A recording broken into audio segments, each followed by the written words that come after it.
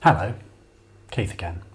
So today I'm going to talk about putting known unknowns into your research paper. So when I talk about known unknowns, what I mean are personal communications, papers in preparation, papers under review, and when you're talking about results but you haven't presented them, so results not shown. Now, if you're thinking about putting any of these in your research paper, my basic advice is this: don't.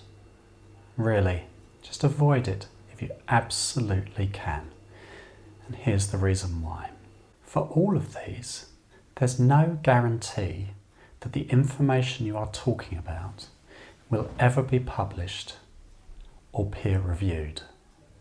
So it just makes them a bit dodgy. So this is why editors and reviewers are really keen for them not to be used in papers that they're publishing.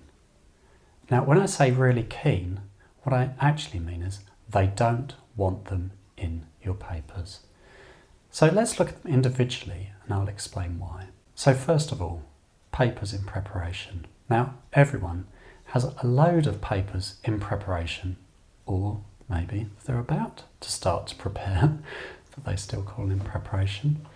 And there's no guarantee that these papers will ever be written, let alone published. So you're on really sort of unstable ground when you're talking about these.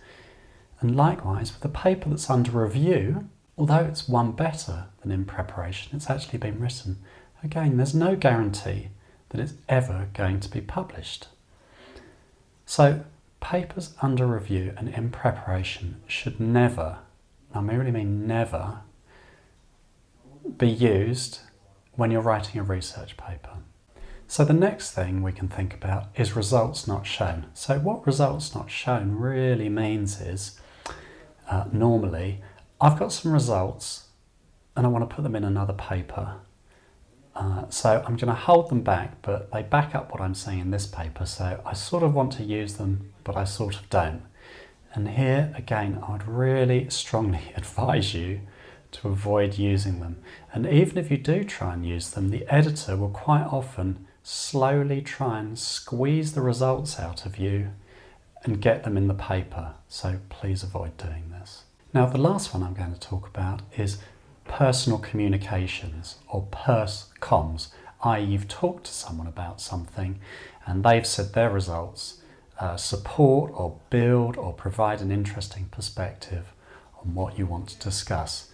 Now, this is a little bit like, in preparation, it's normally a paper that you're writing. You're sort of talking about a paper that someone else is writing, so it's almost even less likely to ever get published. So again, please avoid these. And there's a reason why the saying, "the road to hell is paved with good intentions," exists. And I think all of these in some way reflect that. Now, if you really are desperate to put one of these in a research paper, I would say the maximum you are ever going to be allowed to get away with is one. Maybe one results not shown, one comm. But papers in preparation and papers under review are simply not acceptable, so please don't bother. And lastly, maybe you might be able to get a couple more into a review paper, because they're really a review paper. You're sort of saying, I'm looking about what the future challenges are, I'm talking widely. There might be something really interesting that this, builds on what I've been talking about. So you might get away with it there, but again, I would simply try and avoid them. So, don't use known unknowns. So I hope this has helped. If you've got any questions or topics you'd like me to think about or talk about, please comment below and like, subscribe, and thank you for your time.